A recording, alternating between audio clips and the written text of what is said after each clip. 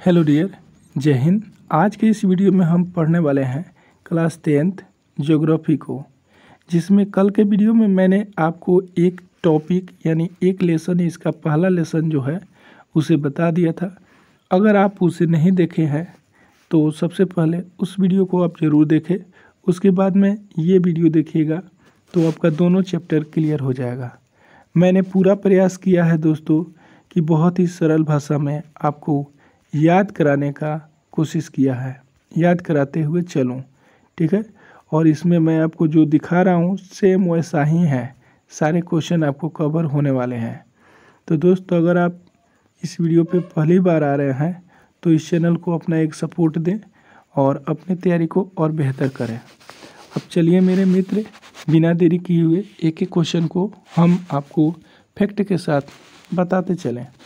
आपका पहला क्वेश्चन है, आज का आपका पहला क्वेश्चन है, पंजाब में भूमि निम्नीकरण का मुख्य कारण क्या है। तो देखिए दोस्त, अगर हम पंजाब की भूमि निम्नीकरण का बात करें तो यहाँ पे ये देखिए कि भूमि निम्नीकरण होता क्या है। जब किसी भी खेत का ज़्यादा दोहन होता है, यानी कि बार बार उसकी बुआई होती है, कोड़ाई होती है, उसको परती कभी नहीं छोड़ा जाता है, जिसके कारण से भूमि निम्नीकरण हो जाती है। यानी कुल मिलाकर के बात करें तो उस भूमि की उर्वरता शक्ति जो होती है, उर्वरता शक्ति कम हो जाती है। क्या हो जाती है? डाउन हो जाती है। यही बात है, इसे ही भूमि निम्नीकरण कहा जाता है। और आप इस आधार पे बता सकते हैं कि पंजाब में जो है भूमि निम्नीकरण की ज़्यादा कहानियाँ मिलती है, यानी वहाँ पे भूमि निम्नीकरण सबसे ज़्यादा भारत में पंजाब में ही मिलती है। और इस तरह से यहाँ पे भूमि निम्नीकरण वनोन्मूलन से इसका आंसर हो जाएगा। अब दोस्त, दूसरा क्वेश्चन की अगर बात करें तो दूसरा क्वेश्चन है, सोपानी कृषि किस राज्य में प्रचलित है। तो सोपानी कृषि अपना बिहार राज्य में ही मैदानी क्षेत्र में किया जाता है, ठीक है। साल भर में 2 बार ये किया जाता है, ठीक है। या फिर जैसे धान लगाए, काटे, फिर मसूरी तीसी कुछ ऐसा रोप दिए, ठीक है। आपका अगला 3 नंबर क्वेश्चन है। मैं दोस्त पूरा कोशिश करूँगा कि आपको इस क्वेश्चन से जो भी फैक्ट बनते हैं उसे बताते चलूँ। और आपसे बस एक ही रिक्वेस्ट करता हूँ कि यदि इस चैनल पे पहली बार है तो अपना एक सपोर्ट ज़रूर दे। मरुस्थलीय मृदा का विस्तार निम्नलिखित में से कहाँ है। तो दोस्त, मरुस्थल का मतलब होता है रेत ही रेत। तो आप बताइए कि इस ऑप्शन के आधार पे रेत कहाँ पाया जाता है। तो आप बिल्कुल कहिएगा कि रेत जो है राजस्थान में पाया जाता है। रेतों का शेर किसे कहा जाता है? तो ऊँट को कहा जाता है। और भारत में ऊँट जो है, ऊँट कहाँ पे आए थे सबसे पहले? तो यहीं रेगिस्तानी एरिया में राजस्थान में आए थे, ठीक है। अब आगे क्वेश्चन की तरफ हम बढ़ते हैं। दोस्तों, थोड़ा फास्ट तो चलना पड़ेगा क्योंकि क्वेश्चन ज़्यादा हैं। 4 नंबर में है, मेढक के प्रजनन को नष्ट करने वाला रसायन कौन सा है। यानी मेढक जो प्रजनन करता है, जिससे अपने संतान की उत्पत्ति करता है, उससे कौन सा रसायन नष्ट करता है। तो दोस्त, आपको बता दें कि मेढक के प्रजनन को नष्ट करने वाला जो रसायन होती है वो क्या होती है? एड्रीन होती है। यानी 4 नंबर क्वेश्चन का आंसर आपका ऑप्शन नंबर सी हो जाएगा, ठीक है। एड्रीन करने वाला रसायन है, ठीक है। और अगला क्वेश्चन की अगर बात करें 5 नंबर, तो यहाँ पे काली मृदा से क्वेश्चन है, काली मृदा का दूसरा नाम क्या है। तो काली मृदा का दूसरा नाम जो है रेंगुन मृदा कहा जाता है। अब रेंगुन मृदा यानी कि रेंगुन मृदा जो होती है, यानी काली मिट्टी जो होती है, कपास की खेती के लिए महत्वपूर्ण होता है। यहाँ पे सबसे ज़्यादा कपास की खेती होती है, जो कि गुजरात, महाराष्ट्र, कर्नाटक वाले क्षेत्र जो होते हैं वहाँ पे पाए जाते हैं।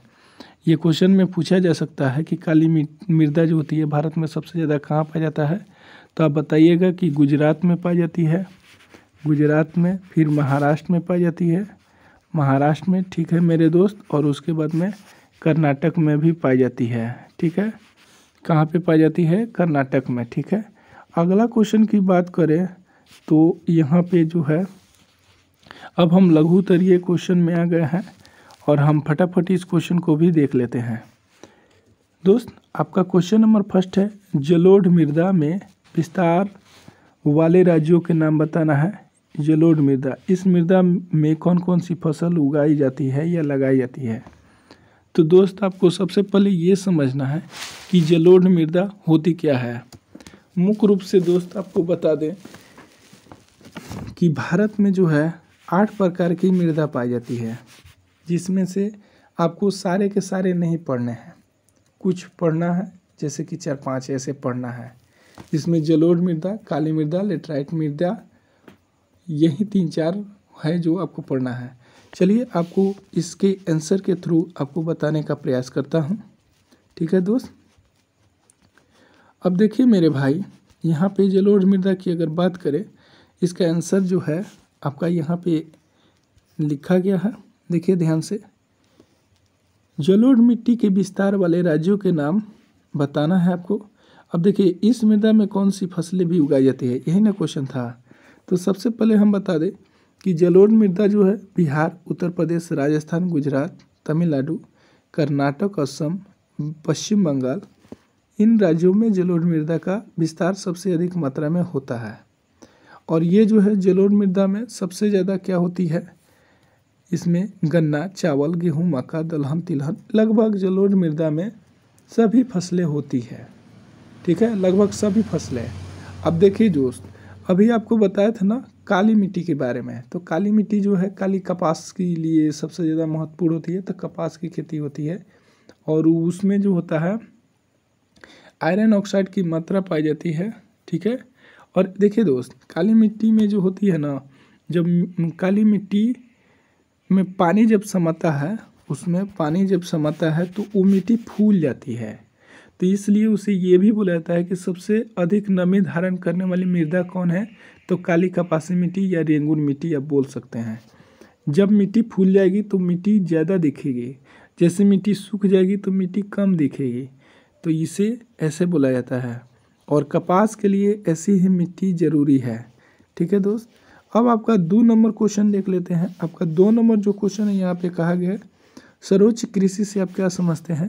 तो दोस्त आइए इसे हम ऐसे समझ सकते हैं कि सर्वोच्च कृषि जो होती है, ये सबसे पहले ये पहाड़ी ढलानों पर की जाती है, जहाँ पर तेज़ बहाव से बचने के लिए सीढ़ी नुमा ढाल बना करके यह खेती की जाती है, और इसी कृषि को सर्वोच्च कृषि कहा जाता है। इससे मृदा अपरदन को भी रोका जा सकता है। यानी कहने का मतलब मेरे भाई ये है कि मान लीजिए कि ये जो है हमारी पहाड़ी ढलान को आप समझिए, मान लीजिए कि ये हमारा पहाड़ हो गया, ठीक है, ये यहाँ पे पहाड़ हो गया, ऐसे ऐसे पहाड़ है, तो जैसे जैसे ये ढलान आ रही है ना, तो ये ढलान के नीचे जो है ऐसे होती है, तो इस ढलान के नीचे एरिया पर तो यहाँ पे सीढ़ी नुमा कृषि की जाएगी। किस रूप में, तो सीढ़ी नुमा कृषि की जाएगी, और यहाँ पे ऐसे रोक दिया जाएगा, पानी नहीं नीचे गिरे। और इससे हमको क्या फ़ायदा होगा कि इससे जो है मान लीजिए कि ऐसे ऐसे ऐसे ऐसे जो पहाड़ है, तो इस पहाड़ के रूप में हम यहाँ पे सीढ़ी नुमा कृषि तो करेंगे, और इसमें क्या होती है, जो हम बांध बनाएंगे ना यहाँ पे इसके लिए, जैसे पानी रुक के उसमें, तो इससे मृदा अपरदन रोका जा सकता है। यानी कि मिट्टी जो है अचानक से नीचे नहीं जाएगी, ये समझे आप। 3 नंबर क्वेश्चन की तरफ हम बढ़ते हैं मेरे प्यारे मित्र। आपका 3 नंबर जो क्वेश्चन है, पवन अपरदन वाले क्षेत्र में कृषि की कौन सी पद्धति उपयोगी मानी जाती है। तो दोस्त आपको बता दें कि पवन अपरदन वाले क्षेत्र जो होते हैं उसमें कौन सी कृषि उपयुक्त होती है। तो यहाँ पे क्वेश्चन का आंसर दिया गया है, पवन अपरदन वाले क्षेत्र में पट्टिका की कृषि, पट्टिका बना करके छोटे छोटे कियारी ऐसे बना करके इसमें क्या है कि खेती की जाती है, ठीक है। अब देखिए दोस्त, अब ये पट्टिका कृषि श्रेयस्कर है, जो फसलों के बीच घास की पट्टियाँ विकसित होती है ताकि नमी को बरकरार रखे, ठीक है दोस्त मेरे भाई। अगला क्वेश्चन की अगर बात करें 3 नंबर क्वेश्चन की, यहाँ पे देखिए कौन नंबर हो गया, 3 नंबर तो बता दिया, अब 4 नंबर। तो 4 नंबर में क्या है, आप देखिए मेरे भाई, आपको यहाँ पे क्वेश्चन इसलिए मैं दिखा रहा हूँ ताकि आपको ये डाउट न लगे कि मैंने क्वेश्चन कहीं और से कुछ और ले लिया है और आपको कुछ और बता दिया है। और आप अपने सामने किताब को भी रखेंगे ताकि आपको आसानी से समझ में भी आते रहे। तो दोस्त आपका 4 नंबर क्वेश्चन क्या था, अब आपको बताते हुए चलेंगे। 4 नंबर में आपका पूछा गया था कि भारत में किस भागों में डेल्टा का विकास हुआ है, यही न था। वहाँ यहाँ पे देखिएगा, देख लेते हैं पहले। देखिए यहाँ पे क्वेश्चन क्या है, भारत के किन भागों में, तो पौन अपर्दन वाले तो आपका क्वेश्चन हो गया। अब 4 नंबर क्वेश्चन है, भारत के किन भागों में नदी डेल्टा का विकास हुआ है, कहाँ की मृदा की क्या विशेषता है, यहाँ पे बताना है यहाँ की मृदा की क्या विशेषता। और 5वां क्वेश्चन ये है कि फसल चक्रण मृदा संरक्षण से किस प्रकार सहायक है। ठीक है, अब एक एक करके हम क्वेश्चन को आपको समझाते हुए चलेंगे। ठीक है, सबसे पहले 4 नंबर क्वेश्चन है, इसके आंसर देखिएगा, यहाँ से लिखिएगा। गंगा नदी द्वारा पश्चिमी बंगाल में, ठीक है, उसके बाद में महानदी कृष्णा, कावेरी और गोदावरी नदियों द्वारा पूर्वी तटीय मैदान में डेल्टा का निर्माण होता है।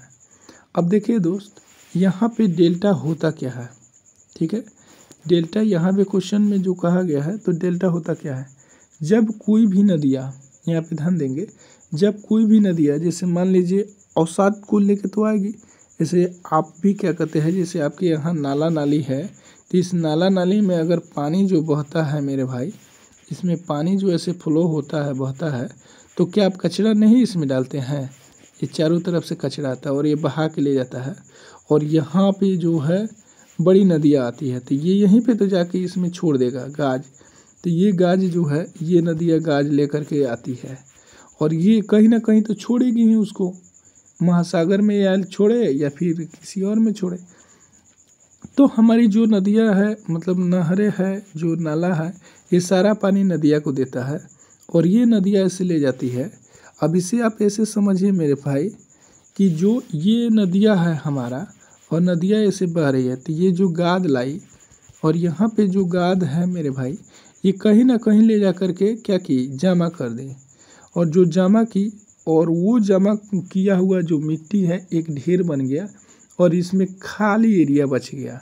ठीक है, जिससे आप इसे ऐसे समझ सकते हैं कि ये नदी ऐसे जा रही है और यहाँ पे इसे थोड़ा ऐसे बताते हैं, यहाँ पे देखिएगा, इसे अच्छे तरीक़ा से समझ लीजिएगा ना मेरे भाई, तो ये क्वेश्चन आपको याद नहीं करना पड़ेगा।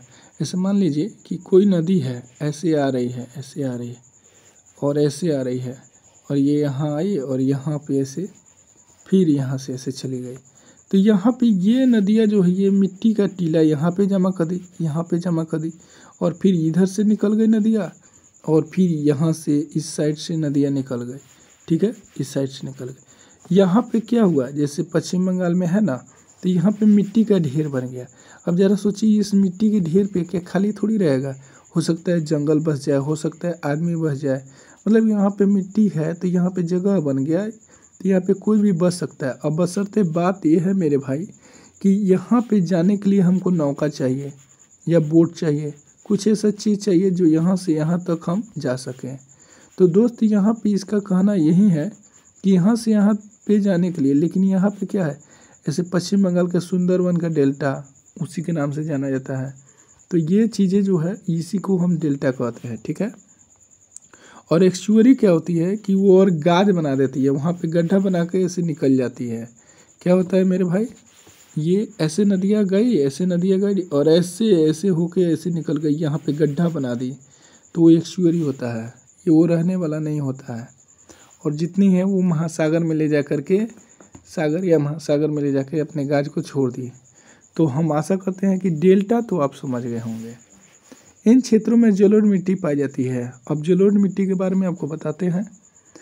इन मिट्टी का गठन बालू, सिल्ट एवं मृत्तिका के विभिन्न अनुपातों में होता है। इसका रंग धुंधला से लेकर के ललिमा के लिए भूरे रंग का होता है। देखिए मेरे भाई, अब जो जलोढ़ मिट्टी होती है, जलोढ़ मिट्टी ये 2 प्रकार की होती है, एक नई जलोढ़ मिट्टी और एक पुरानी। ठीक है, अब इसमें देखिए, नई जलोढ़ मिट्टी को खादर कहा जाता है। क्या कहा जाता है, खादर ऐसे। और पुरानी जलोढ़ मिट्टी को क्या बोला जाता है मेरे भाई, बांगर कहा जाता है। इसे क्या बोला जाता है, बांगर बोला जाता है। अब ये से खादर क्यों कहलाता है, जैसे खादर आप किसी भी फसल में देते हैं तो उससे उर्वरता शक्ति बढ़ जाती है, तो इसलिए उसको खादर कहते हैं। अब नई जलोढ़ मिट्टी को खादर इसलिए कहा जाता है क्योंकि मान लीजिए नदियाँ, कोई भी नदियाँ जो होती है मेरे भाई मेरे मित्र, वो कहाँ से आती है? पर्वतीय एरिया से आती है, यानी ऊंची ढलानों से आती है। नदियाँ जो है ऐसे ऊंची ढलानों से आती है, ऐसे बहती है। तो मेरे मित्र यहाँ पे ध्यान दीजिएगा, जब नदियाँ ऐसे ऊंची ढलानों से आती है तो जाहिर सी बात है जो ढलान होगा यानी कहीं ना कहीं पहाड़ होगा, पर्वत होगा, मैदान होगा, मतलब पहाड़ से होती हुई आती होगी, पठार से होती हुई आती होगी, जिसमें जंगल लगे होते हैं। और उस जंगल में जंगल की जितनी पत्तियाँ होती है वो सभी उसी में बह के आएंगे, इसी में बह के आएंगे। या फिर कोई जीव जंतु डेथ कर गया, मर गया, तो इसी में बह के आएगा। जो कि जैसे कि आप क्या करते हैं, जैविक खाद बनाते हैं तो घर का जो खाद है, जैसे कि सब्जी का छिलका हो गया या फिर गन्ना का जो होता है, मतलब जैविक खाद के लिए प्रकृति की वो प्रदत्त वस्तुएं जिसे सड़ा गल कर एक प्रकार के खाद बनाया जाता है, वही जैविक खाद होता है।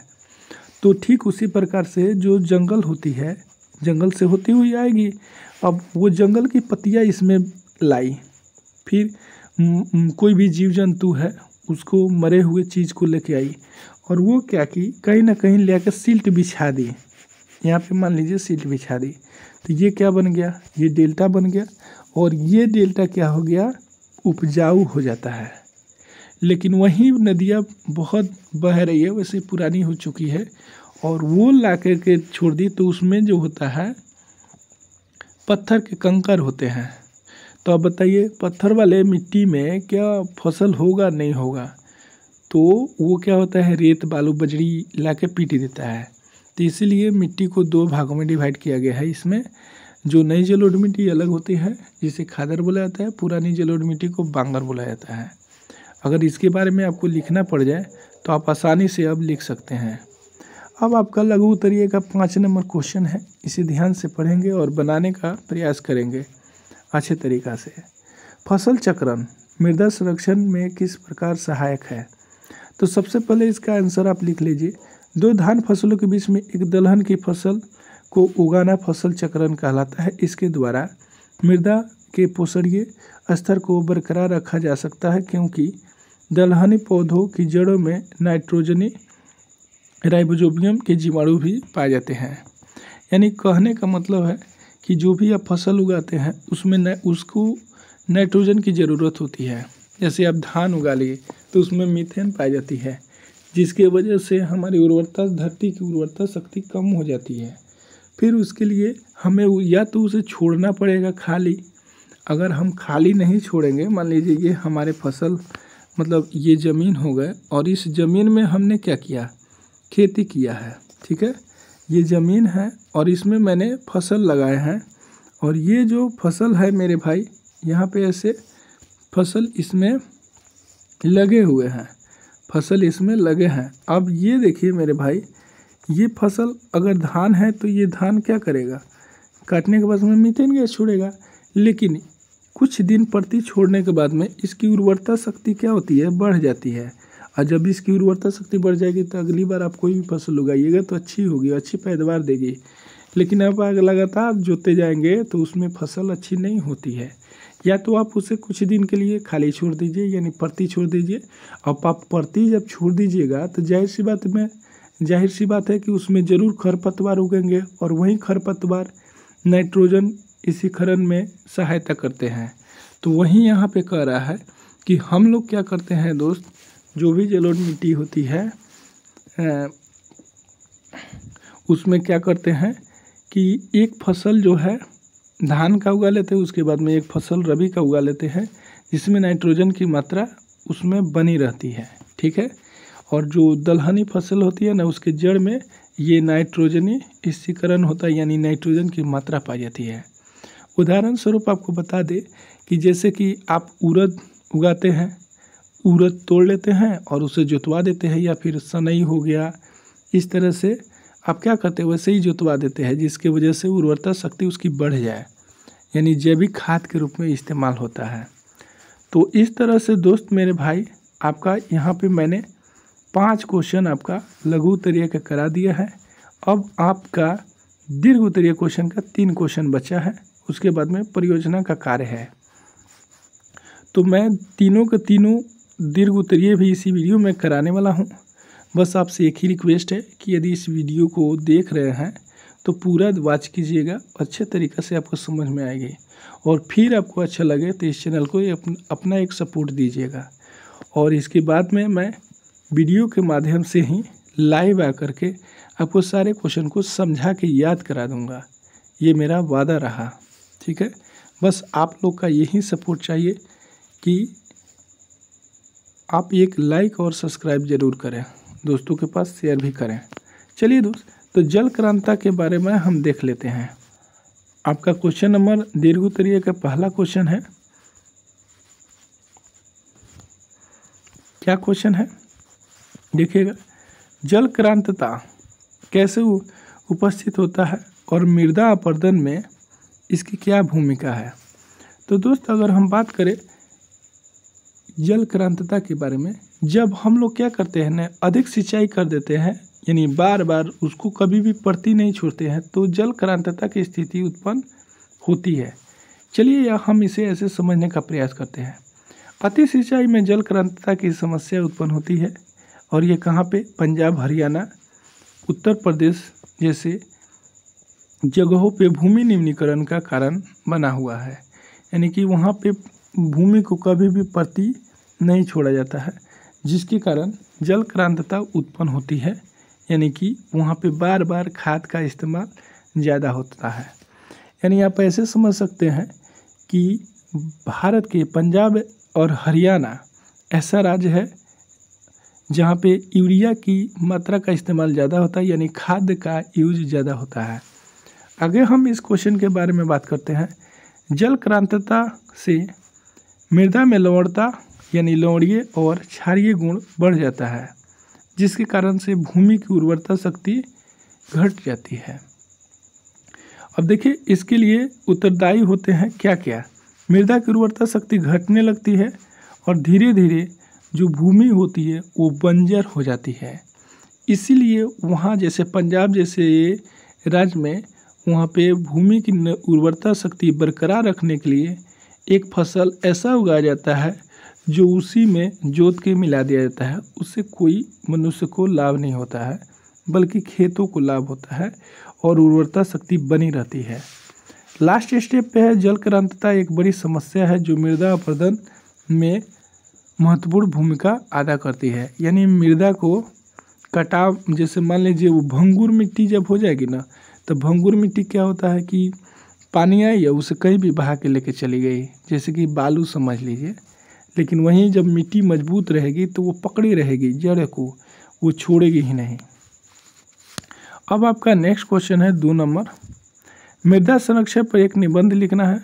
और दोस्त आपको पता है, आप ऐसे समझिए कि किसी भी व्यक्ति का संरक्षण आपको बना दिया जाए तो उसकी सेवा आप कैसे करेंगे, ठीक उसी पे अपने आप पे इमेज करके इस क्वेश्चन का उत्तर आप लिख सकते हैं। तो मृदा संरक्षण के बारे में अगर हम बात करें तो मैंने इसे ऐसे टाइप किया हुआ है, मृदा परितंत्र का एक महत्वपूर्ण घटक है, यानी हमारे पृथ्वी का एक महत्वपूर्ण घटक है। यह न केवल पौधों में विकसित विकास का माध्यम है, बल्कि पृथ्वी पर विभिन्न जीव समुदायों का पोषण भी करता है। इससे क्या होता है कि जो भी मनुष्य है अपने जीने के लिए कुछ न कुछ उपजा लेता है। मृदा में निहित उर्वरता मानव के आर्थिक क्रियाकलापों को प्रभावित करती है, ठीक है, और देश की नियति का भी निर्धारण करती है। मृदा निर्माण एक लंबी अवधि में पूर्ण होने वाली जटिल प्रक्रिया है। इसे नष्ट होने के साथ संपत्ति एवं संस्कृति दोनों ध्वस्त हो जाता है। यानी इस तरह से आप ऐसे समझ सकते हैं कि मृदा का संरक्षण करना मनुष्य के लिए, भावी मनुष्य के लिए बहुत ज़रूरी होता है। मान लीजिए कि आप हैं, अगर अपने स्वार्थ के लिए मृदा की कटाई कर रहे हैं या फिर भूमि का बहुत ज़्यादा जबरन उसमें खेती कर रहे हैं, उसको कभी परती नहीं छोड़ रहे हैं, तो उससे भूमि की उर्वरता शक्ति खत्म हो जाएगी और मिट्टी कट करके, जैसे बाढ़ उड़ आएगा तो मिट्टी भंगुर हो जाएगी और पूरा मिट्टी को काट करके लेके कहीं और चली जाएगी, जैसे महासागर वगैरह में। आगे हम अगर बात करें यहाँ पे मृदा होगा। तो मृदा की अगर बात करें, मृदा का अपना, अब यहाँ पे देखिए थोड़ा सा, मृदा का अपना स्थान विविध प्रक्रियाओं द्वारा स्थानांतरित होना भूक्षरण कहलाता है। अभी आपको समझा दिया है। ये मृदा की एक बहुत बड़ी समस्या है। अगर हम ज़्यादा मात्रा में खेती करेंगे, उसे परती नहीं छोड़ेंगे, तो ये ज़रूर होगा। मृदा का क्षरण कई कारणों से होता है। अब देखिए मृदा का क्षरण जो है कैसे कैसे होता है, इसे हम ध्यान से देखेंगे। तो सबसे पहले हवा के माध्यम से होता है। हवा आती है, धूल बड़ी आंधी, और उसे उड़ा करके कहीं और लेके जाती है। और जल, जैसे कि तेज बाढ़ आया और कटाव लेके चला गया, मिट्टी को काट के लेके चला गया। जल क्रांतिशा से अति पशुचारण में खनन, रसायनों का अधिक उपयोग जैसे कि मानवीय अनुक्रियाएं के द्वारा होती है। अब इससे होता क्या है, इसे कैसे ठीक किया जाएगा? वृक्षारोपण, पट्टिका कृषि के माध्यम से और फसल चक्रण के माध्यम से, सर्वोच्च कृषि के माध्यम से भू संरक्षण को रोकना मृदा संरक्षण का मुख्य तरीका है। यानी इसे आप कैसे बताएंगे? वृक्षारोपण करेंगे और जो भी फसल आप उगाते हैं थोड़े दिन के लिए परती छोड़ेंगे, या फिर उसमें नाइट्रोजन युक्त पौधा लगाएंगे और उसे जुतवा देंगे ताकि भूमि की उर्वरता शक्ति बनी रहे। ठीक है। आगे देखिए, समोच्च कृषि करेंगे। समोच्च कृषि आपको सबसे पहले वही बताए हैं। आगे पॉइंट की अगर बात करें, वृक्षारोपण मृदा संरक्षण की सबसे बड़ी शर्त है, जिससे मृदा को बाधा पहुंचती है और उसकी पत्तियों से प्राप्त ह्यूमस मृदा की गुणवत्ता को बढ़ाने में भी सहायता करती है। अगर आप वृक्षारोपण नहीं करेंगे, इससे उर्वरता शक्ति नहीं बढ़ सकती है। अभी आपको बताया ना पहाड़ वाला प्रक्रिया, तो वही है। रसायन खाद की जगह जैविक खाद का उपयोग करना है और मृदा संरक्षण में जो कि सहायता बन सके। यानी कि हम जो यूरिया, डाई, पोटास वगैरह ज़्यादा मात्रा में जो देते हैं उसे नहीं देंगे और उसकी जगह पे जैविक खाद देंगे, ताकि हमारा क्या होगा, फसल चक्रण की क्रियाएं कम होगी और हम अच्छे तरीक़े से अच्छे उपज ला सकते हैं। हाँ, उसके जगह पे हम ये कर सकते हैं मेरे मित्र, ताकि क्या कर सकते हैं कि उच्च किस्म का बीज लाएंगे, हाइब्रिड युक्त बीज लाएंगे और वो लगाएंगे, जिसके कारण से हमारा फसल और ज़्यादा होगा। ठीक है। तो ये आपका 3 नंबर क्वेश्चन है जो कि आपके सामने है और इस वीडियो का लास्ट क्वेश्चन है मेरे प्यारे मित्र। तो दोस्त, अगर अब तक एक लाइक नहीं किए हैं तो एक लाइक ज़रूर कर दीजिए मेरे दोस्त, और अपने दोस्तों के पास शेयर करते हुए चलिएगा। तो 3 नंबर क्वेश्चन है मेरे प्यारे मित्र, इसे ध्यान से पढ़ेंगे और समझने का प्रयास करेंगे। भारत में अत्यधिक पशुधन होने के बावजूद, जो कि विश्व का सबसे अधिक पशु भारत में ही पाया जाता है, और दूध उत्पादन में आपको बता दें कि भारत का स्थान प्रथम है। ठीक है। तो बावजूद भारतीय अर्थव्यवस्था में इसका योगदान लगभग नगण्य है। ये कैसे? यानी यहाँ पे क्वेश्चन का मतलब यह है कि भारत में सबसे ज़्यादा पशु रहते हुए भी भारत में अर्थव्यवस्था में इसका योगदान 0% है, मतलब बहुत कम परसेंट है, नगण्य है। ठीक है, बहुत कम है। आखिर क्यों, क्या कारण है? देखिए मेरे भाई, भारत में पशुधन के मामले में विश्व में अग्रणी देशों की सूची में शामिल है, किंतु अस्थायी चारागाह यहाँ पे नहीं है, बहुत कम है। भूमि उपलब्ध नहीं है जो पशुधन के लिए पर्याप्त नहीं है। यानी कि हम लोग पशु तो रखे हैं, लेकिन यहाँ पे प्रति भूमि नहीं रखे हैं, अतः पशुपालन पर इसका प्रतिकूल प्रभाव पड़ता है। क्यों? जैसे बरसात के मौसम में जानवर कहाँ रहेंगे, उनके चारा नहीं मिल पाता है, जिसके कारण क्या होता है, पशु कुपोषण के शिकार हो जाते हैं। वर्तमान में प्रति के अतिरिक्त अन्य प्रति भूमि उपजाऊ है। ऐसी भूमि में 2-3 वर्ष में अधिक से अधिक 2 बार बोया जा सकता है। अगर ऐसी भूमि को भी शुद्ध बोया गया क्षेत्र में शामिल कर लिया जाए, तब भी वर्तमान उपलब्ध क्षेत्रफल का मात्र 54% भूमि ही कृषि योग्य होगी। मतलब भारत की जो भी भूमि है, अगर इन भूमियों को भी शामिल किया जाए तो 54% भूमि ही कृषि योग्य होगी, जबकि 46% भूमि क्या है, जिस पे पर्वत पठार मैदान है और ऐसे पड़ा हुआ है। ठीक है, लेकिन फिर भी चारागाह के लिए भूमि नहीं बची है। अगर हम बात करें अर्थव्यवस्था में पशुधन का नगण्य योगदान का कारण क्या है, तो इसका योगदान का कारण आपको यहाँ पे बताया गया है, आप इसे एक बार पढ़िए।